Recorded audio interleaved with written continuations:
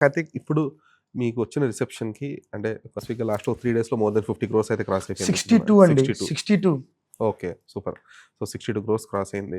అంటే దీని మీద అల్లు అరవింద్ గారు గాని, లేదంటే బన్నీవాస్ గారు గాని చెప్తుందేంటంటే ఇనీషియల్‌గా అనుకున్న దానికంటే కూడా ఎక్కువ బడ్జెట్ అయింది. యాహ్! అవునండి. ఇనీషియల్‌గా ఒక 50, 60లో దీన్ని కంప్లీట్ చేద్దాం అనుకుంది కాస్త ఒక 80, 90 దాకా యెస్ వెళ్ళిపోయింది అండి. అని చెప్పేసి అవునండి. అన్నారు. అవును. సో, దానికేంటి రీజన్ అసల?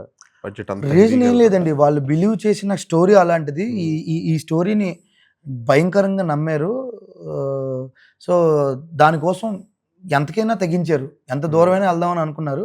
సో, ఆ బడ్జెట్‌లో కూడా చాలా దూరం వెళ్లారు అంతే అండి. ఓకే. సో అంటే మరి అంటే 'అల్లు అరవింద్' లాంటి ఒక సీనియర్ ఫిల్మ్ మేకర్ యాహ్! లేదంటే యాహ్! అండి. 'బన్నీవాసు' లాంటి ఫిల్మ్ యాహ్! మేకర్ అండి. అసల అనుకున్న దానికంటే ఒక 5, 6 కోట్లు తక్కువలోనే కంప్లీట్ అయ్యేలా ఆ! తీసుకునే ఆ! ఎక్స్‌పీరియన్స్ ఉంది వాళ్ళకి. యాహ్! అండి. సో, అలాంటి వాళ్ళు ఏకంగా ఒక 20, 30 క్రోర్స్ ఎక్కువ అవ్వడం అనేది మామూలు విషయం అంటే కాదు. ఇంకేం లేదండి. పాకిస్తాన్ వరల్డ్‌నే మనం హైదరాబాద్‌లో ఏసాం. హ్మ్. సో, లిటరల్లీ ఎక్కడేసారు సెట్ అంతా? బీహెచ్‌ఎల్‌లో ఏసారండి. సో, హ్మ్. చాలా పెద్ద సెట్. అంటే లిటరల్లీ మీరు ఒక చిన్నపాటి భయమేస్తది లోపలికెళ్తున్నప్పుడు. పాకిస్తాన్‌లోకి నిజంగానే వచ్చామా?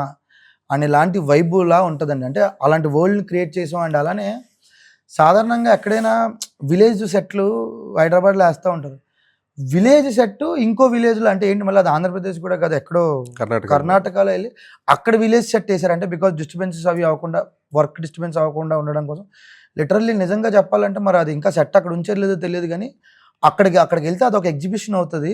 అండ్ హ్మ్. ఈ పాకిస్తాన్ సెట్ చూడడానికి కూడా ఎగ్జిబిషన్‌లో వచ్చేవారు అందరూను. రోజుకి జనాలందరూ అంటే షూట్ చూడడానికి.